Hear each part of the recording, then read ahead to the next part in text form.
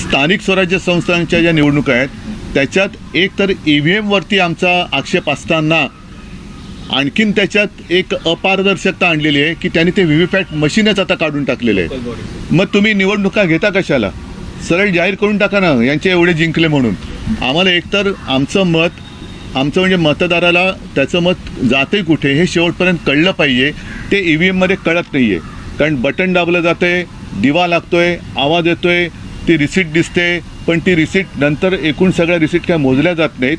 आणि मत रजिस्टर कुठे होते आतमध्ये, रजिस्टर कसं होतंय ते कळत नाही. बॅलेट पेपरवरती कसं होतं की शिक्का मारल्यानंतर ती उभी घडी घातली जायची, त्याच्यामुळे शाई जरी ओली असली तरी जास्तीत जास्त त्याच उमेदवाराच्या नावावरती ती शाई थोडीशी उमटायची.